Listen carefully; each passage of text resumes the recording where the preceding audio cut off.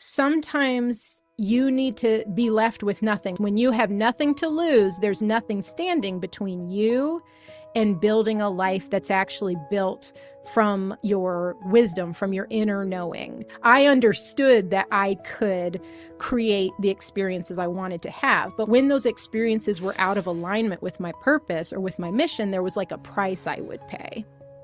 I didn't even give myself a chance to see what living in my purpose might be like. I was too scared of losing my agency or my freedom. When you're experiencing constant synchronicity and trying to understand the message it has for you, you are externalizing meaning and message. You want to rebuild self-trust, you need to have a compass that someone else didn't give you. You need a compass that is yours, that was self-generated, not externally. You need a compass that is from you to help you figure out how to make decisions.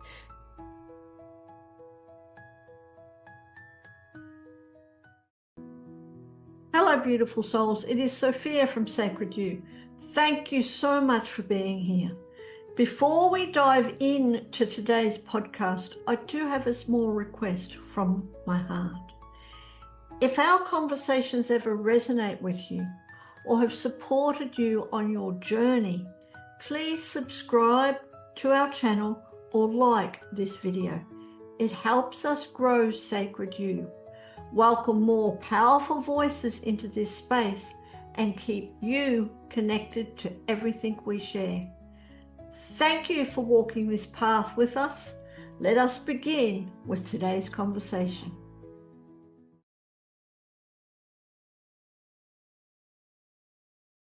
Welcome to today's episode of Pathways to Wellbeing, and have we got a show for you. I am Tawana Yvette, also known as Thunderbird Rising, which is my Native American name. Hawaii, hello.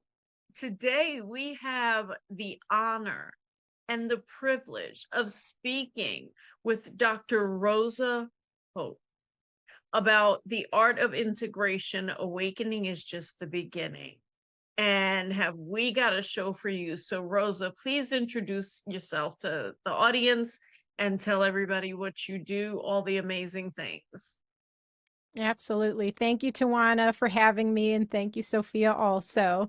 I'm Rosa Hope. I am a PhD astrophysicist, and I'm also a lifelong mystic. So I really bridge science and spirit in who I am and in what I do. So my work is about helping people make sense of profound spiritual experience in a way that helps them to heal and to get free. And I do this through integration work, as you mentioned, also transpersonal hypnosis, QHHT, also spiritual mentorship and teaching. My background in astrophysics, I think, gives me a truly cosmic perspective. It's also given me really strong discernment. So while my background, my spiritual background, is really heart-centered, deep compassion, embracing embodiment, but also doing a lot of work to expand and master my own consciousness. But whether someone has had a dark night of the soul or a past life recall or a Kundalini awakening, what I love is working together after the fact to anchor what you've learned into grounded and fulfilling experience and an authentic approach to your own life. So in my work, we're not trying to transcend the physical, we're trying to make the physical transcendent. I think that's the best way to explain what I do. Okay, that's amazing. Oh my goodness. I serve as a bridge between the material and the spiritual. So I kind of know what that flip-flop is, not from a science perspective, but just from a psychic perspective. I spend more of my time there than I do here. Why do you think people struggle with dark night of the souls and spiritual awakenings? Oh, just to put it really simply, humans like to be comfortable. And when growth is being asked of us, why would we say yes to the call if we're perfectly comfortable right where we are? I think that most people, not everyone, but most people that I have worked with anyway, their spiritual awakening has really come hard and fast. So either their whole life falls apart, it's a midlife crisis, there's an accident, there's a major health concern, there's a near-death experience. It's intense, it's deeply intense, and it changes their whole paradigm really in a very short period of time, sometimes like in one day. And I think the reason that happens is because they need it. Maybe not everybody does, but the way I have discussed my own dark night of the soul, when I was around my Saturn return, I had my tower moment where my whole life burned down and everything I thought I was going to be, everything I thought I was going to do, and the people I thought I would do it with, all gone, all in one fell swoop, like matter of maybe 3 months. It happened very quickly. Yes. And that was really difficult to be with. I kept asking, how do people go on after something like this happens to them?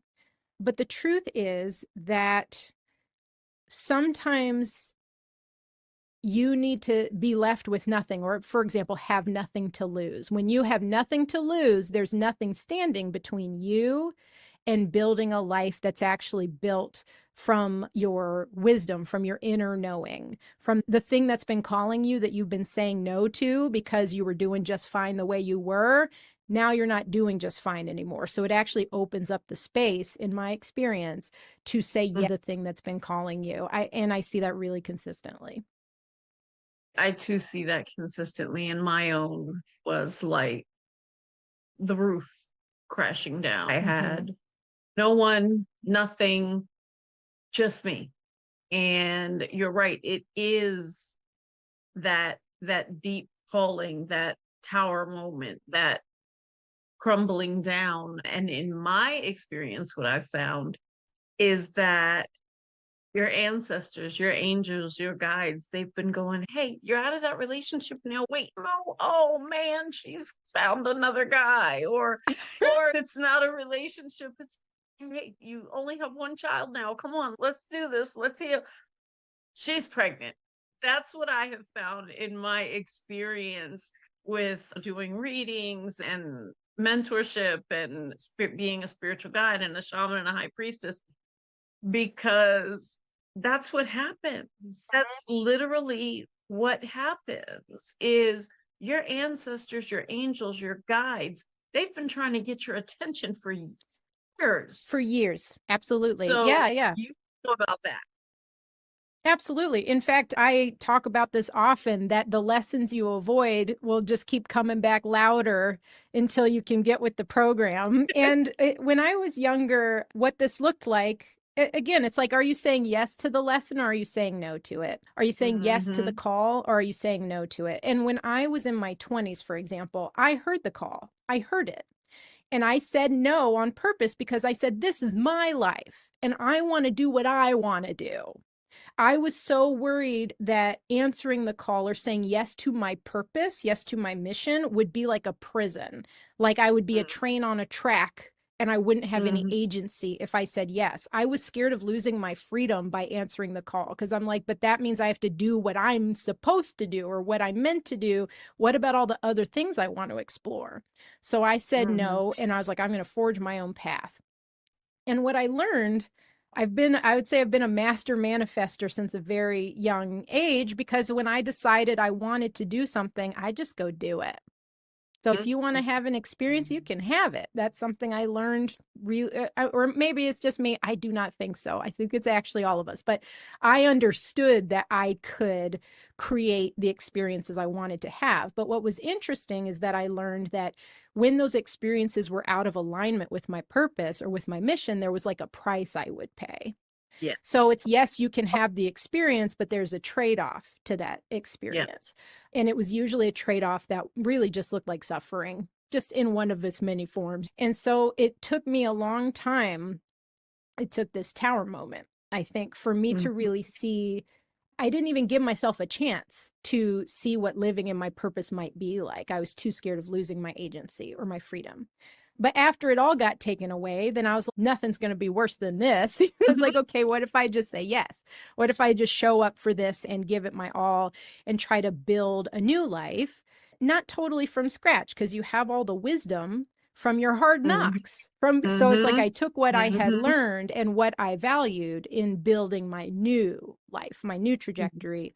And what I learned is that when I'm making choices and when I'm living in alignment and choosing experiences in alignment with my purpose, there's not this ugly trade-off side I don't have to pay the price of suffering to have the experience. And it's not that I don't still have challenges in my life or nasty surprises or something like that, because life keeps lifing, but living in a more aligned way and being more self-aware of what's going on in my own emotional body and my mind and my boundaries, all of those things. When challenges come, I experience them in a completely different way, and I handle them in a completely different way with so much more spaciousness and grace and forgiveness. But I didn't have the capacity to do that until I started living a more aligned life where I was saying yes to my purpose and yes to my mission first. And that opened up a lot of space and I would say like almost supportive energy, because as my capacity expands, my ability to draw on the wisdom of my, I'd say, support team, the wisdom of my ancestors, all of those, I would say, consciousnesses that are kind of part of this journey with me were much more accessible. So it's been a really beautiful journey and has allowed me to embrace my human experience in a really different way, because I'm not fighting my own self anymore. Exactly. I talk about that too. When we release control, my favorite word is surrender. Yeah. Because I laid on my floor in the middle of the night one night, hadn't slept in weeks. And I always make a joke. Nobody told me that when you start your spiritual awakening, you're awake all the time. But finally, in the middle of the night, it was like 3 a.m. I just laid down and said, I surrender. Whatever it is you want me to do, I surrender. And when we give up that control, giving up our control over, oh, look, the next shiny thing. Shiny. Yeah, I think that's when things change. I think that's so. I want to draw a little distinction here, because there's the bigger self or the higher self, and then there's the ego self, right? So the one that's surrendering is the ego. For example, my higher self or my greater, more expansive self, I have a different relationship with my ego now than I used to. So the ego of my 20s definitely had to give up, like cry uncle and say, okay, I'll give it a shot. But even today, I don't use the word surrender as much, because when I think about my feminine aspect, I'm very comfortable in my masculine. I have a PhD. You can't get there without being comfortable in your masculine element. But my feminine, instead of thinking about it surrendering, I think about it being permissive, because when I have been in that element, what I'm experiencing, instead of me being the builder or the creator, like I'm using my own energy to bring my idea into the physical, when I'm in my feminine, I'm permitting nature to work through me. So I definitely experienced this, for example, when I was pregnant. I'm not putting cells together to build a baby. Nature can do that for me. Nature knows my body, my hormones, my DNA, my soul, like all of these aspects know exactly how to make this process work without any intervention from me. And so that's what it's more about, is like when I'm in my masculine, I'm persnickety. I'm going into these little fine details and tuning them just the way I like and so on. And when I'm in my feminine, I'm allowing, I'm permitting. So for me, surrender is almost too harsh a word, because it's connected to like militarism, and that kind of is like, it bugs me a little bit. But when I think of permissive, I think almost like a lover in a way. Like I'm permitting this interfacing with my body and with my being, so that creation can flow through, instead of being this thing. I'm not putting Legos together. It's a different process when you're using one aspect over the other. But I still definitely relate to what you're talking about in my tower moment. That version of my ego absolutely had to surrender in order to move forward. There was no other option. But I do have a much healthier relationship with ego now, in that at that time, my ego pretended that it was the only one with wisdom and it had to drive the bus.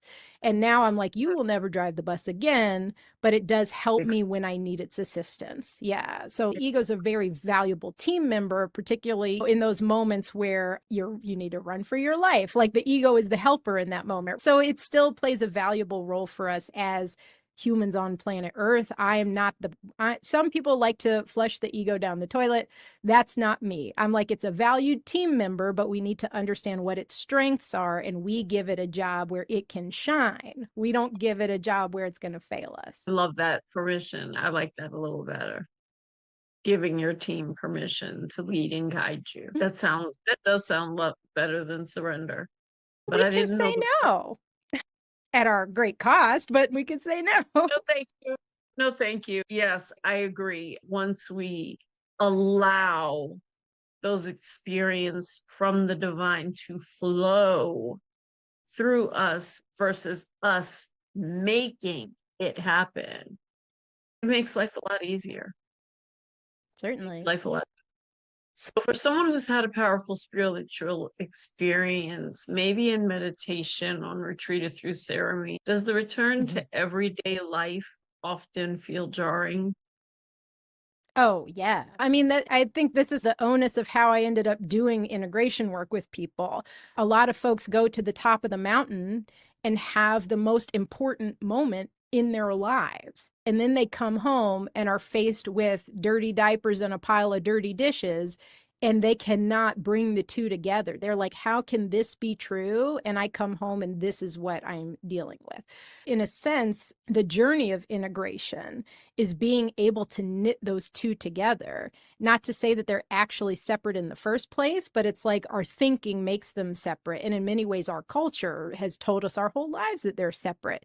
The journey is for us to realize that they're not. So when we say knitting together, that's conceptual. The reality is they have never been separate. We just haven't been experiencing our day-to-day reality as, in a sense, like a sacred matrix that we are embedded in. And so what we're trying to do is anchor the bliss, or sometimes it's not bliss, sometimes it's just, let's call it very intense experience. We're trying to anchor whatever intense experience we had in the understanding that we've gained from it. And in some ways, like, there are parts of those experiences we'll never have the answers to. So we're trying to understand how this speaks to the normal 3D reality that we live in every single day. We are trying to get comfortable with mystery. Many of us have seen things we may never understand while we're in a body. So we need to make peace with that and learn how to sit with that and be comfortable with that, even maybe embrace that if you can get the courage up to actually embrace it and say, this is part of the journey. And as a scientist, that's been really interesting, because I think science as an endeavor wants answers to every question. Yes. And I think it's important to be curious and to stay curious, and to also know when there's not going to be an answer for you, to make peace with that. There's nothing wrong with not knowing everything. There's nothing wrong with it not having all the answers. That's part of why we are such curious creatures, is to find what the boundaries are, and also to be able to rely on other people and rely on others' expertise and others' experience to help guide us. We're not supposed to have all the answers as individuals anyway. So just being okay with that is important. However, it depends how jarring the spiritual experience was. So I'm sure you've worked with some people in the past that come back from a retreat or something like that, and they don't even know what's real anymore. That person needs grounding back into the body. They need to work on function. How can we be functional in everyday life? So that's where you would start there.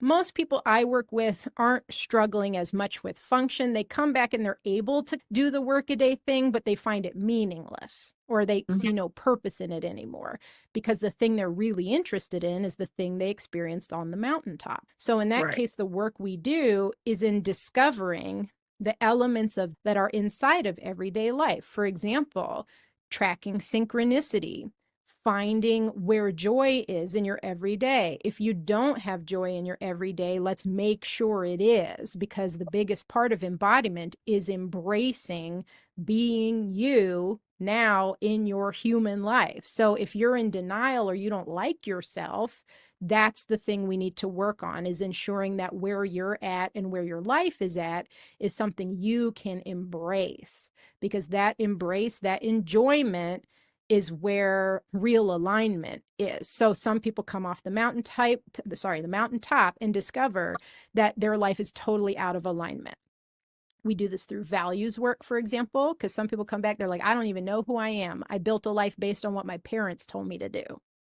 So we need to rediscover who we are, what our true values are. Let's say you have no connection with your intuition whatsoever. The values are very important because that is your compass while you're building a relationship with your intuition, while you're rebuilding the connection with your intuition. You can always get that back.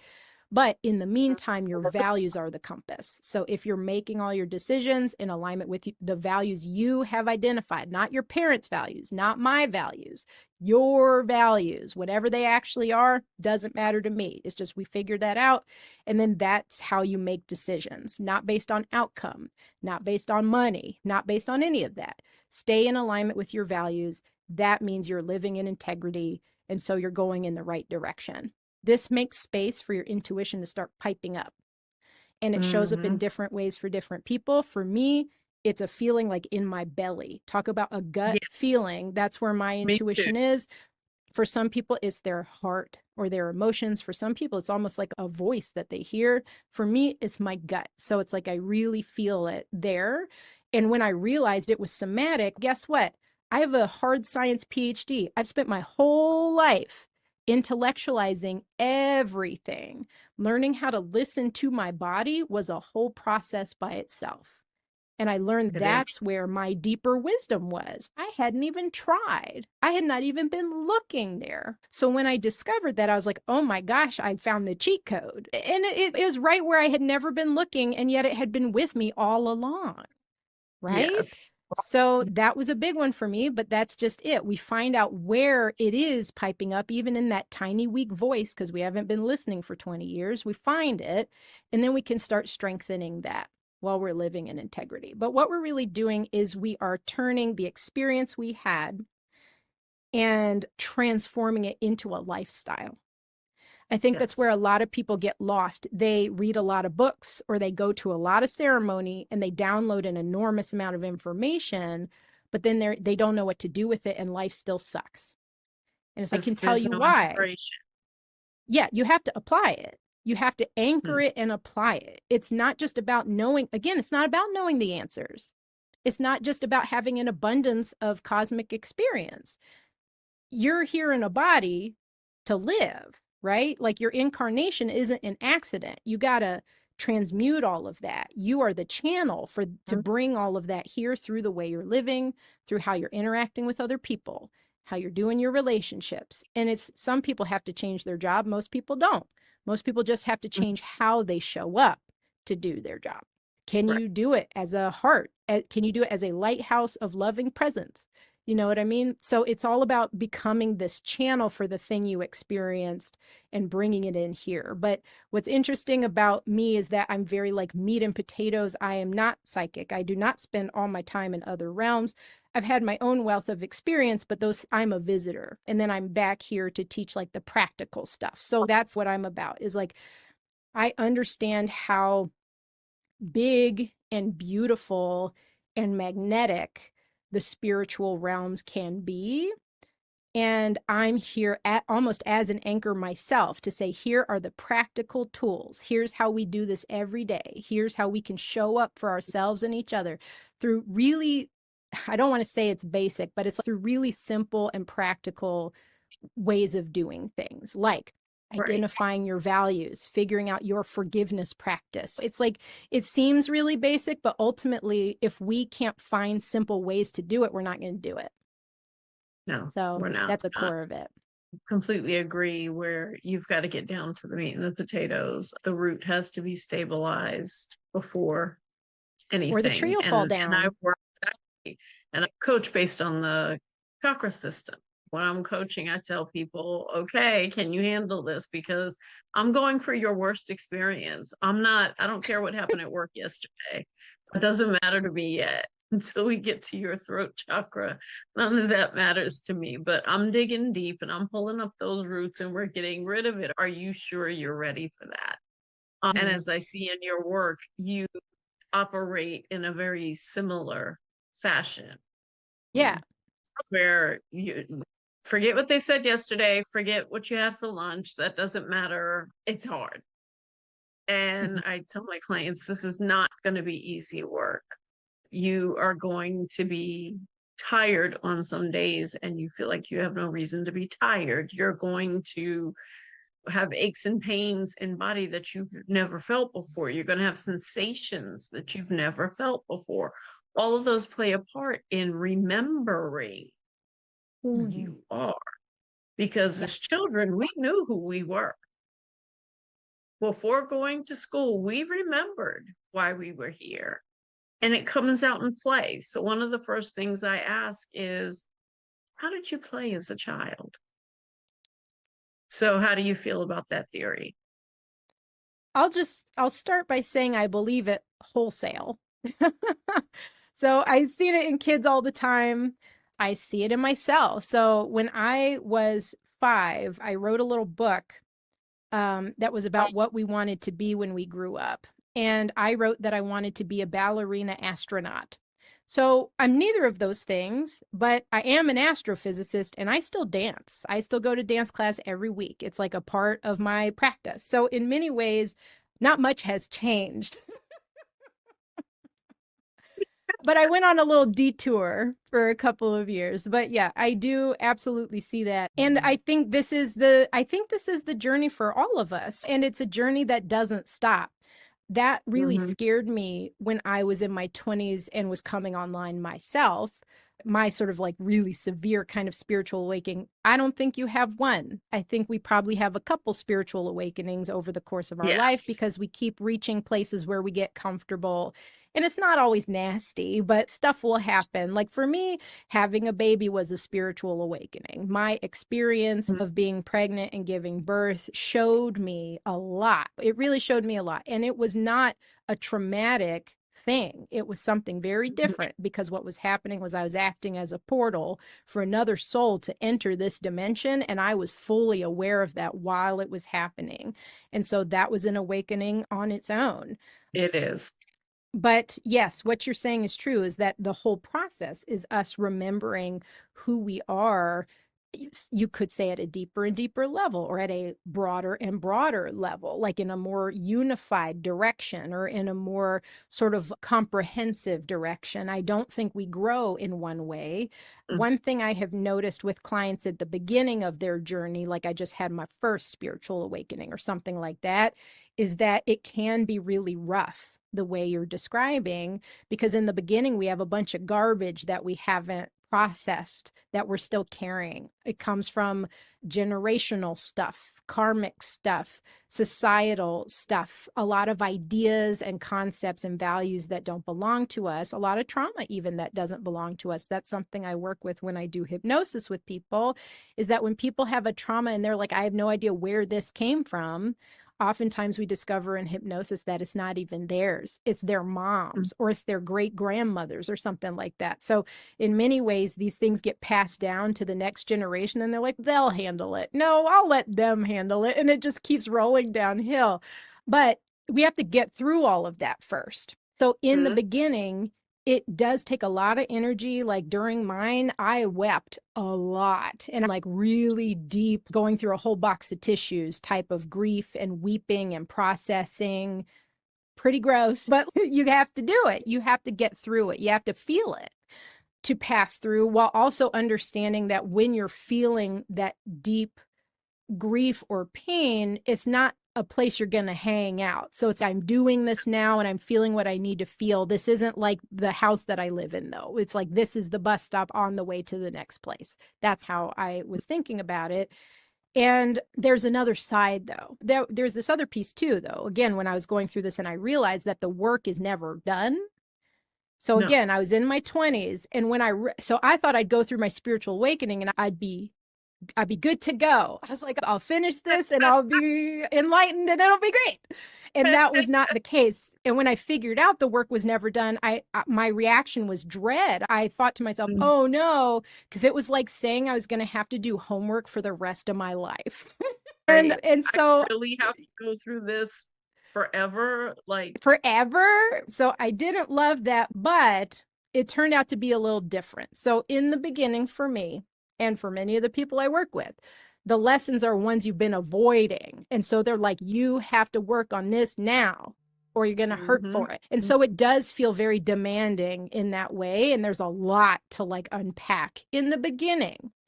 But once you get through your initial big like housekeeping purging session, like once you it takes a little while, but once you get through all your stuff that first time, then you're like maintaining. So it's a little bit different. You might fall into old habits, or stuff will get built up around this old wound or something, but it's much easier to handle because you're way more clear. It's not a whole pile of baggage. It's, oh, it's this one thing. Yeah, I'm still working on it. So it's not so intense and it's not so demanding once you get through that initial sort of cleansing of yourself. Right. And someone was using a word I really liked about this. There's a distortion. So it's like in the beginning, you're working out your little distortions. It's like going to the spiritual chiropractor. I'm getting it all aligned. But once you are, you can handle the stuff that comes up way more easily. And it doesn't feel so heavy and so difficult. And when it comes to growth in the past, a lesson would show up and be like, you got to do this. But it's because I've been avoiding it for 15 years. Now, when a lesson shows up, I have some agency. So sometimes something will show up when my daughter was like a newborn and we were all in lockdown, and a lesson would show up and I'd say, I don't even have the bandwidth right now. And universe goes, okay. But it'll come back around. I'm like, that's fine. I'll wait. But I have the agency to choose a little bit more. What is the part of myself I'm going to develop or heal right now, and can make a decision, understanding that when I do say no, I understand it's coming back around. And when it comes back around, maybe I do have bandwidth now, and I'll say, okay, now I'm ready to work on this thing. It feels like it's a partnership. Instead of just like universe smacking me being like, hey, work on this now, that part's over. So now it's definitely this collaborative thing that's happening. I agree. It does become a partnership because in the beginning, let's just say my experience, for example, I was losing friends left and right. And I'm like, what the heck is happening? Like, where is everyone going? What is going on? And now if that happens, I'm like, okay, they weren't meant to go where I'm going. I'm going to let myself cry. I'm going to give myself compassion. I might even put on my onesie. Who knows? But in the meantime, I know that it wasn't for my highest good, and I'm okay with this. And that's what happens after that first, like you said, tower moment, is you learn how to deal with things in a better capacity. You learn how to flow. You learn how to flow with the waves of the universe. So but that's my experience. Has that been yours? I think in my own life, so like I said, I've spent a lot of time in my masculine element as an academic, as a scientist. All of that stuff really demands that of you, whether it's your natural MO or not. That's what you must do to stay in the game. And it's been interesting unlearning some of those patterns as I've been coming out and forging my own path. Because of the damage that patriarchy has done over the last, let's say, 1,000 years, more, because of that, the masculine is largely maligned, particularly in the spiritual community, and the feminine is put on a pedestal because we need that. We need the counterbalance of the feminine aspect in order to try to bring our world and our lives into balance. As it's all a fractal, right? So we want to balance ourselves, and in turn that helps to balance the society, and that helps. So it all flows outward and it flows back in both directions. I don't malign the masculine aspect just of its own accord. I definitely see and acknowledge all the damage it has caused. But what I've also seen, the more I learn about history, is that we have this tendency, humans are extremists. We like to push things as far as we can before it snaps and swings back in the other direction. But then we'll push that to an extreme until it snaps, and then that swings back in the other direction. I'm tired of swinging. I want to find balance. Okay. So that's where I'm at, is that we feel this desire to push back against the extreme over to the feminine. And I'm like, be careful. Both have shadow side. both. And one is not better than the other. Actually, the whole point is that we need both. Actually, the whole point is that they're two sides of one coin. And so in Mm-hmm. my own life and in my own being, my pursuit is the balance between these two aspects. I understand that my masculine is really overdeveloped, and so I've taken time to cultivate my feminine aspect, but that doesn't mean I sit there all the time or that I even want to sit there all the time, because it can make, as much as the feminine is permissive, it can become passive. And I don't know that right now in history is a time for us to sit around and be passive. I think we need balance. So what that looks like for me is almost like accountability of myself and where I've been. So it's like I'm looking at how I'm doing this week and what I've been up to. And I'm like, Mm-hmm. oh, I feel more tired because I've spent a lot more time in my masculine doing. And that tells me I need restoration and repair. Yes. And that helps me go, okay, it's time to shift. I'm shifting into what can I do? It's so Yeah. funny. And by doing resting, but I'm asking, how can I embody that feminine aspect so that I can be restored, so that I can be whole and have what I need? And so I shift into that and I do things that bring me pleasure, like reading Yes. books or taking a bath or listening to beautiful music and resting. As women in the West, we have a lot of demands upon us and many to take care of other people or see to other people's needs. I take very seriously that you deserve the exact same amount of devotion, at least, as you spend on other people's needs. You should be devoting as much to serving your own needs as the needs of others. That brings Yeah. balance, right? So that's where I sit in myself, is that I don't malign one side or the other, because I know what we need is integration, right? Like here we are again. But that's what I mean, is understanding that it is actually one thing that we are seeing these opposing aspects of, but saying, how can I embody that balance? How can I embody both? Because when we do have balance, the shadow side is balanced too. So we don't fall Mm. into shadow because we're not in an extreme. The beneficial sides of both aspects bring each other into wholeness and into balance, where we don't get all the dark stuff. But that's really been my journey in many different ways. Like the masculine and feminine is just something that I've been talking to people about more lately, because we, as a society, we are discussing it. But Yes. this same principle applies really in almost every area, I think. I agree. I agree. It does, because you have to choose which element needs whatever it is you're hearing, seeing, thinking, feeling when situations arise. So you do need both of them, and they do need to be equal. You don't want to swing too far to the left. You don't want to swing too far to the right. You want to be right there in the middle, like a pendulum. So, yes. Can you share a story of someone who moved from spiritual confusing to clarity through your program? And what was shifted for them? Sure. In the interest of being anonymous, I am not going to name any names, but I was working with a young woman who had a very intense Kundalini awakening, and it was spontaneous. So it wasn't even like I went to a retreat where that's what we were doing on purpose. It just happened. And it completely rocked her world because it divorced her from 3D reality. So every day was so full of synchronicities and things like that, that it was really hard to navigate. It was really hard to function. And what was stuck inside and made it so hard to function is that when your days are so full of synchronicity, but you need them, you need to understand the meaning of every single one, you get bogged down in that meaning making process. And it gets very confusing, because how can the street sign have a meaning and the time on the clock have a meaning and the color of the t-shirt of the person in front of you at the bank have a meaning? You know what I mean? So you're like so busy trying to interpret angel numbers that you're not actually functioning. I always ask people who at Google interviewed the angels to find out what those numbers mean.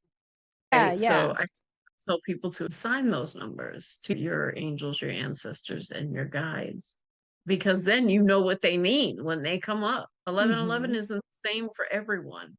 Everybody thinks you see 11:11 and oh my God, great things are going to happen. But I'm in the middle of this spiritual awakening. Great things are not going to happen yet.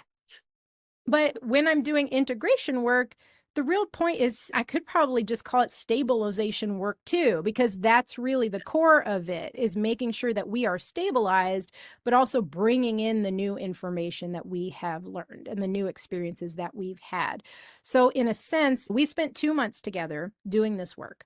And during the 2 months, what we were doing was going through every area of life. So we're talking about relationships, we're talking about work, we're talking about forgiveness. It's like we're working through holistically through all the stuff that we do in life, trying to first stabilize and then figure out based on what she experienced in her Kundalini awakening about, for example, that we are all one. So unified consciousness, it's all love, all of these kinds of things.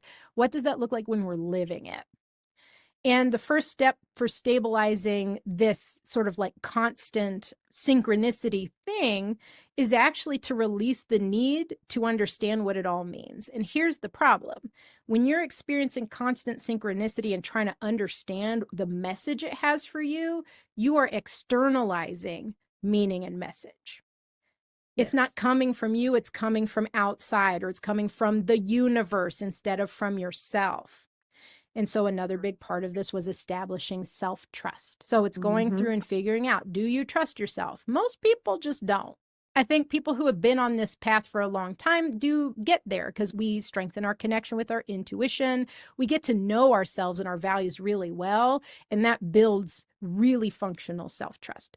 But for her, that fell apart because remember, her whole idea of reality had been shattered by her Kundalini awakening. And so she didn't trust even her senses anymore. So there's a lot of work to be done there to say, like, what is real? What do we define as real? And how do we navigate reality? How do we navigate consensus reality while having this other reality that is present to us and is showing up in our awareness all the time is a skill. So it's something that we were working on. So we did the same things I've talked to you about before. We did the values work. We did the forgiveness work. We did the relationship with work.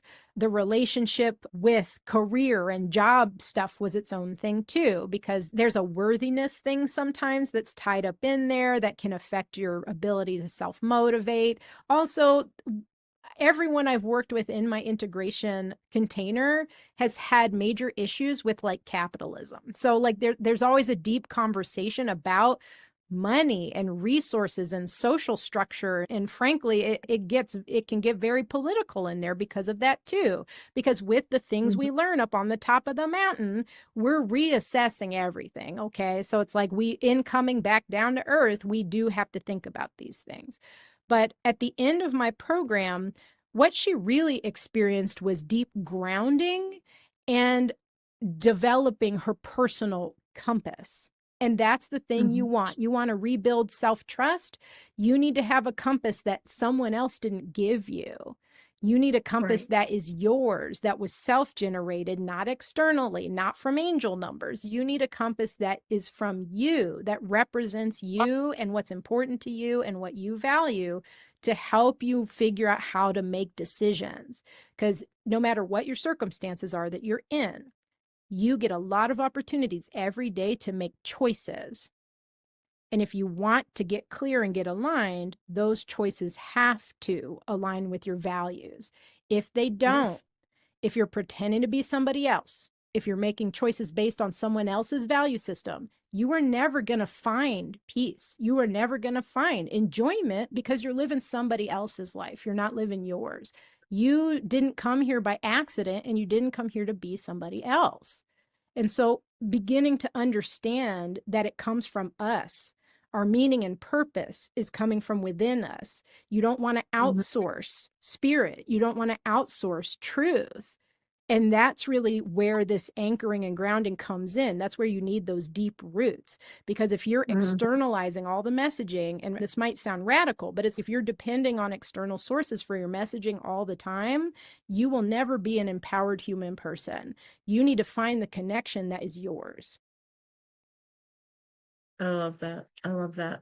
And yes, we do. Is there a moment in your own life where you realized that awakening alone wasn't enough? That the real work was in how you lived afterwards? Yeah. In fact, that's how I ended up doing this work, was because of my own experience. So there's a direct cause and effect right there. Because it's like I said Mhm. before, when I had my spiritual awakening, I had this highfalutin idea that I'd get to the end of my awakening and I'd be enlightened. And that's not what happened. My life was still hard and I still felt lost. And then I'm asking, how can that be? I've experienced the beauty of the cosmos. I have sat in the eternal of love and bathed in that. After having this type of cosmic experience, how can human life still feel so difficult? And how can I still feel lost when I've seen like the ultimate truth or whatever? But it's because I hadn't done anything with it. I'd spent a lot of time learning about it and going out for direct experience of it. And I think a lot of people are doing that now because we feel the call. We feel called. There are some things you can't learn from a book. There are some things you can't understand from learning from other people's experience. I really love learning from others because they've gone out to do it. I don't have to do it myself. I think that's really beautiful. But some things, especially of a spiritual nature, you have to experience yourself to really understand.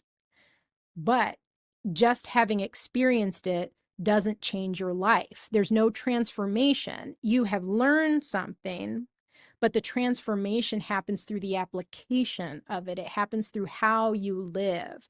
So I'm not saying you have to go be a monk, but I am saying that you have to live in accordance with what you have seen and what you have I agree. experienced. That's the transformation. The transformation comes from you changing from what you did before. That's the transformation. You did it. Exactly. Congratulations. But you have to Right? actually do it. You do. And a lot of people do not understand that this work is generational and ancestral. And that while our ancestors chose us, they also handed down some things that were not so favorable in this 3D lifetime for us.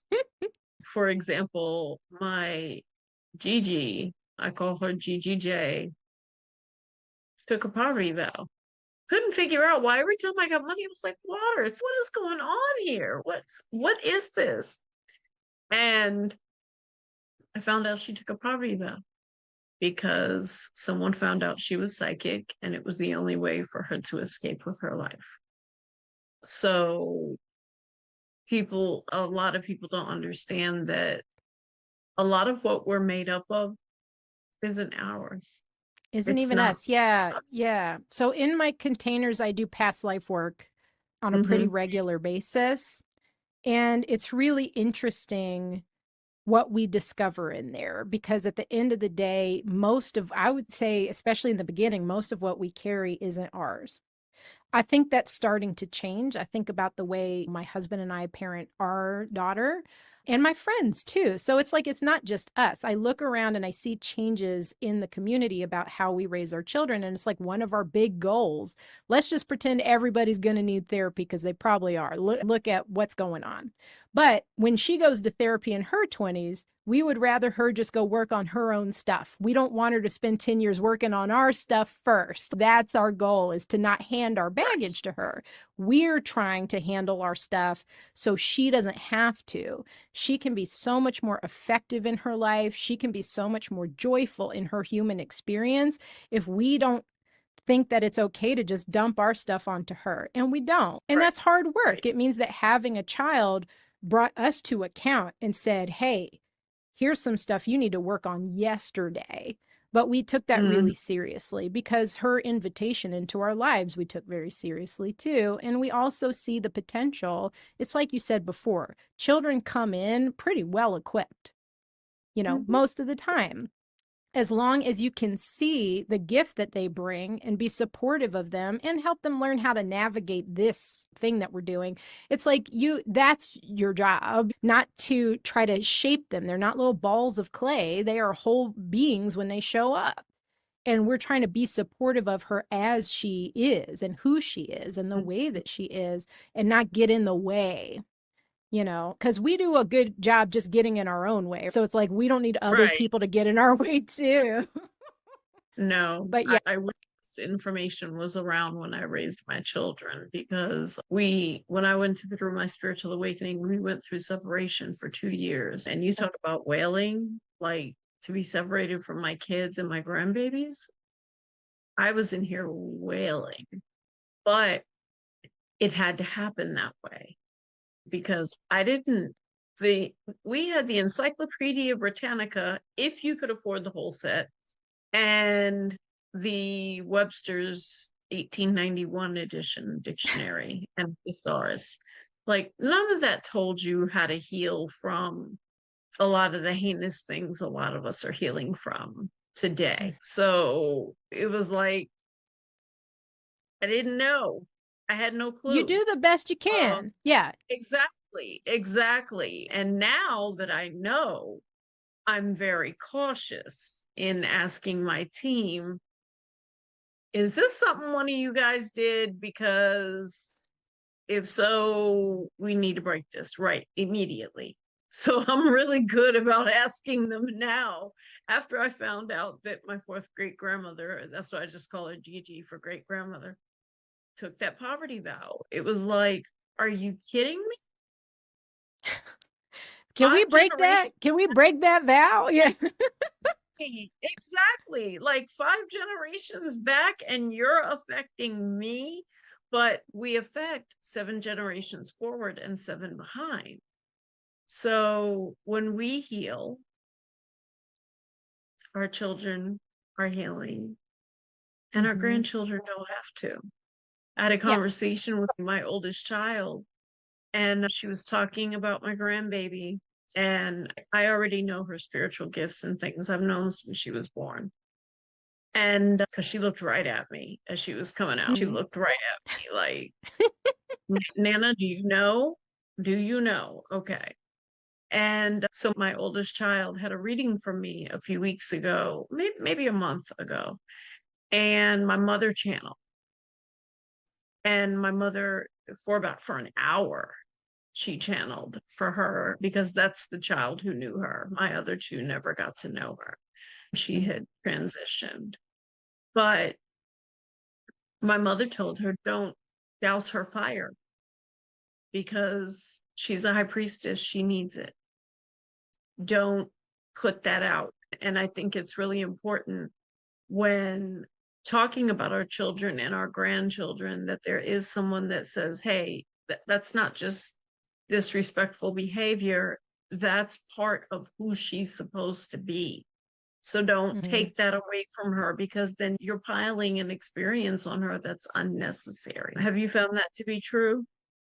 Completely. I think that's at the core of my parenting philosophy. It was clear to us from day one that our daughter was in there. It's that she wasn't a symbol of a baby, or it's like she has been there the whole time. We've never been confused about that.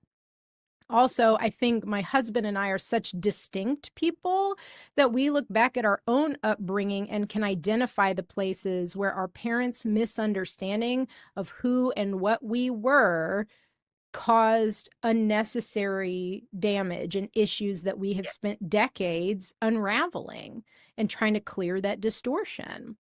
And so we're like, we're not going to have it. We're not playing that game. We're not playing the same game because we see more clearly. Not to say that we see totally with eyes unclouded. We're still human beings and see through the lens of our personalities and our experience, but we do the best we can. We don't take ourselves seriously, but we take this work very seriously, whether it's parenting or friendship or relationships with our parents. All of it falls under this purview. All of it is about helping other people's gifts to come to bear. Imagine what the world would be like if we could really see the gifts that everyone is bringing with them and they were enabled to share it and to execute their mission here on earth. Like everything would be totally different.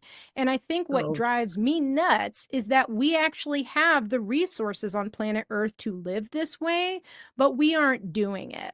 And I'm not a politician. I am not a billionaire. But what I can do inside my own sphere, inside my sphere of influence and the people that know me, is I can try to facilitate that. I can try to facilitate that by supporting others in building mhm. their confidence, building their self-trust and alignment so that we get as close as we can, at least on this little individual level, to bring our Mm. own gifts to bear out into the world and to be able Yes. to be these like beacons of love, be these little lighthouses where we can. And Mm. I take that really seriously. It's funny in the environment we're in because everyone's trying to make a buck right now. Everyone's financially unstable. And for a lot of people, it's like the business comes first and the gift is just how I support my business. And for me, it's like the opposite. The only reason I have a business was to facilitate my ability to do this work with people. I can't do it for free. I have a kid. I have a mortgage. If I could do it for free, I absolutely would. I think that's the whole point, is that if you ask yourself that question, what would you do if money were no object? What would you be spending your time doing? I'd be having the same conversation with you right now. I would be doing this work with people. I would be facilitating this work. Who else wants to do it? Let's make let's Mhm. make it available. Let's provide mutual aid. Let's provide spiritual and emotional support. Let's get healthy. Let's get grounded. Let's build the world we want to be in. And I guess my hope is that everyone can get inspired or get galvanized to do what they can. Everyone has a different amount of bandwidth and a different amount of agency in the situations that we're in. But it's like where you Mhm. do this. Light people up, support your community, support like emotionally and with love, support your family and support their gifts, like what they can bring out. Cause it's like that's where we find meaning in life. That's where we light up, is when it's the thing that we brought with us to shine out on the world gets a chance to actually shine. That's where we sit comfortably in our purpose because it feels good and it's high impact, and the feedback from it is telling us this is it, you are sound in your purpose. And it was Mhm. a big moment for me where I realized I am happy to serve in accordance with who and what I am. That's where my joy lies. That's where I'm like, I'm the things happening. You know what I'm talking about? When you can feel it, when you're on fire, when you're flowing, and when it's happening, you know it. And that's where we all like hanging out. You think about Yo Yo Ma playing some beautiful concerto or something, and it's, you know, Mhm. when that flow is happening. And for me, it's through doing this type of work. That's how I landed here. It's so funny because I'm like, apparently I had to go get a PhD in astrophysics to get here, but I did, I guess. So You probably didn't. That was probably one of those, hey, you don't need that. You're good. This has been a wonderful conversation. I am so honored that I was chosen to interview you. You are an amazing woman doing amazing work. And everyone, please check out her links. They will be below this podcast episode. And we hope that everyone hears us and sees us and learns that, yeah, it's hard. That first wave knocks you off your feet. But with the right community, like Sacred, you can get back up and navigate the ins, the outs, and the darkness all of it all and find your light again. So I thank you for watching, Rosa Hope. Thank you for being here. I honor you and what you're doing. It's amazing. And we will see you on the next episode. thank you, Tawana. You're welcome. Rosa Hope's final thoughts truly encapsulate the essence of today's conversation. At the heart of it all, she reminds us that our purpose is not something we chase. It is something we embody by living in alignment with who we truly are. When we support not only our own gifts, but also the gifts of others, we begin to create a world grounded in meaning, connection, and authentic expression. If today's discussion sparks something in you, take it as a sign to explore further. Be sure to check out Rosa's integration programs, spiritual mentorship, and transpersonal hypnosis sessions. She offers powerful tools to help you anchor your spiritual experiences into a more meaningful life. You will find all the details in the links below. At Sacred You, we are committed to creating a space where women from all over the world can support, uplift, and empower each other. Visit our website to explore upcoming events, community offerings, and our Sacred Archetype quiz. Check us out at www.sacredyou, that's the letter U, .love. And as always, please subscribe to our podcast. Share it with a friend or leave us a review. We would love to hear your thoughts. As Rosa shared, awakening is only the beginning. The real transformation happens in how we integrate those experiences into our everyday lives. The journey to alignment isn't about escaping reality. It's about grounding into it with a deeper awareness. Until next time, stay grounded, stay inspired, stay connected, and keep walking your pathway to well-being. From our heart to yours, thank you.